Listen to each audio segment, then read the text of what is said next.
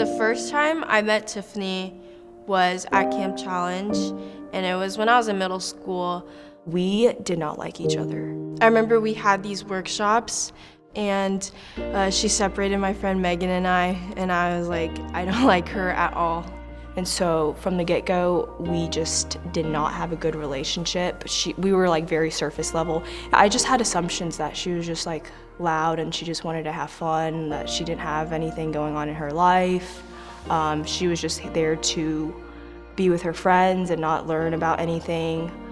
The year after at Camp Challenge, I like checked the booklet and I'm like, oh gosh, I have her again, great. But something in my heart, like God was like, you know, there's a reason why she was in my group again. And I was just like, okay, let's do it. And for some reason, we just really hit it off during our one-on-one. And I saw a lot of myself in her. And I was like, man, this girl's actually pretty cool if you just sit down with her and listen to what she has to say. I think the week after camp, my sophomore year, Tiffany asked me to do discipleship, and I was like, wow. Like, I had never done discipleship with anyone up until that point. I didn't even want to put like a label or a term known as like discipleship on it. I just wanted to be her friend. I wanted her to feel comfortable around me, feel that there's nothing to hide, that she didn't have to be ashamed of anything, of any of her problems or any of her mistakes. And realizing like these are two broken people, but like we're in this together and we're gonna like invest in each other and that we're gonna be each other's support system. For Tiffany, it was probably really difficult just because at the time, like, it was probably super hard to get through to me, and I actually like stopped coming out to church, like completely. And I was like, I was struggling a lot in my faith, but also just like, I decided like, I was like, I don't really like church. It's not really for me. I don't really like connect with like my peers or anything like that. It started out with just Sunday services. Every morning saying like, hey, let's go to church and like, let's make something out of it, like, so I could get to know you, either through coffee before or we'll get lunch after.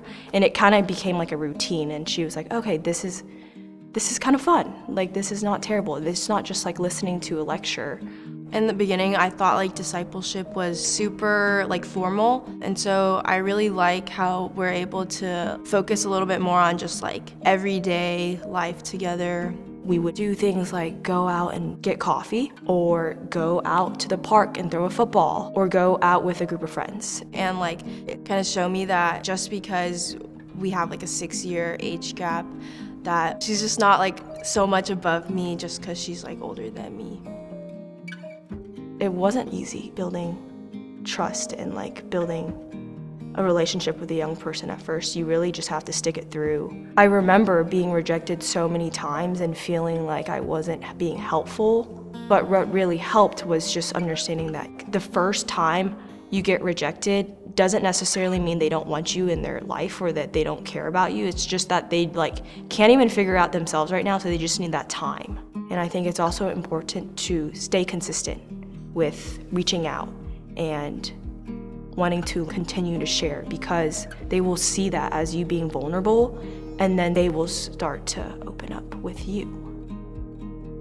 Oftentimes, it wasn't like what she did or what she said. It was more of like what she didn't say and what she didn't do. She would just sit there and listen to me and just like validate my feelings and speak on her own experiences as well. That made me feel like I wasn't so alone and I wasn't crazy for feeling the way that I felt.